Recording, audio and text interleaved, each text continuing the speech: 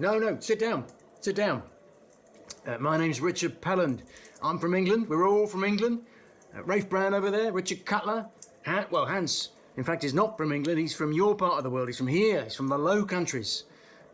Although, if truth be told, I know not where he is as we speak, which is a shame because we hired him as our interpreter and I need him to speak to you.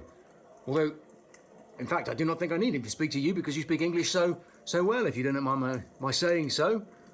Where are you from? Are you a Fleming, a Walloon? I'm a Londoner, and we are gathered here because we are embarked upon the King's business. Wait, that sounds very grand. I mean that we are embarked upon the business of our master, who is the master of the Armoury, that is Sir Edward Guildford. No, he's not here. I think he's in Zealand at the moment talking to a man about a horse. But we'll see him as we travel about.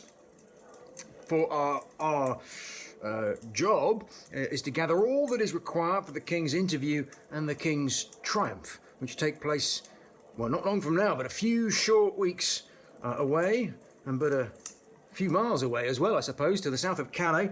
There between Guisnes and Ardres is where it will happen. I beg your pardon? What do you mean, what king? Well, King Henry. King Henry of England? King Henry VIII of England? What do you mean you've never heard of King Henry VIII? He's been on the throne for 10 years.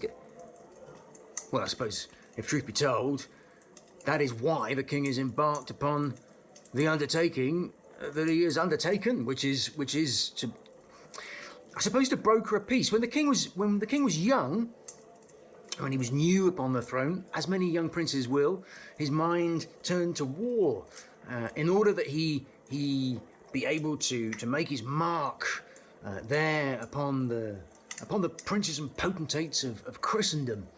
And that did not work perhaps so well as he would have wished. And so these last few years, the king has turned his mind to brokering a universal peace between all those kings and emperors together. And the king's interview and the king's triumph is a milestone along the path to that peace.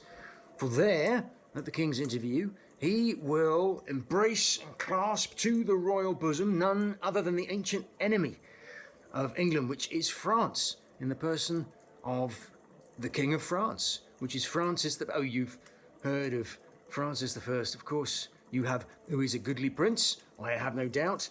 But once they have sworn eternal love and amity one to the other, and once they have signed their peace treaty, that will be, as it were, an example to all the other princes to do the same. And to celebrate that peace between ancient enemies, there will be a triumph, and the triumph will be a tournament in which, of course, knights from all over England and France will compete one with another at jousting, with lances at the tilt rail, and fighting on foot at the barriers with spears and swords and casting. Well, no doubt you've seen a tournament, you know all about that. But that's where we come in, for it is the Armoury who supplies all the weaponry for such a thing as the King's triumph. And we have agreed, England has agreed, that we will provide all the weaponry, not just for the English knights, who will number in the hundreds after all, but for all the knights who attend. So we need a great deal if we're to make the triumph a success.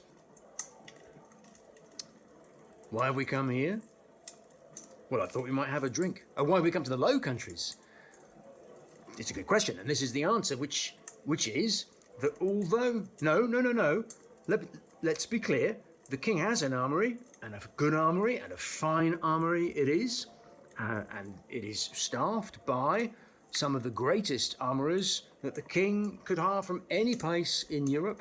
And as we speak, as I understand it, when last I heard, they were working on a foot combat which would make the angels in heaven sing for joy. So beautiful it is, and so finely wrought it will be.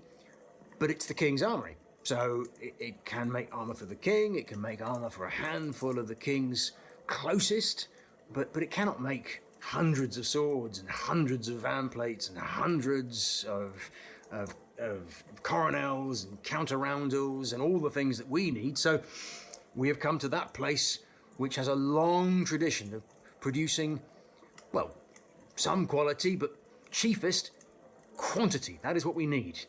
And so, for that reason, we have come here first to Bruges, and next we go to Ghent. I don't suppose you know where we could hire horses for our journey to Ghent, do you? They charge us 25 shillings for 4 horses to get here. We need something cheaper than that. I don't know if you can...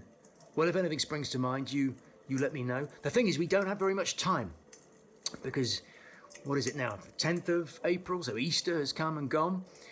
And Whitsuntide is bearing down on us, but what, 6-7 short weeks away, and that is when the King's Triumph takes place. So we have to assemble everything and assemble it in the Great Woolhouse in Calais. In that space of time, yes. Oh, we'll do it. Yes, it will work. We will have a well, the universal peace. No, that I don't know whether it will work or not. God only knows.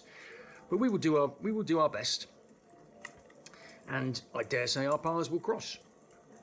And if they do, I'll let you know how we get on. In the meantime, I might say, this Low Countries beer is really very good. So, cheers.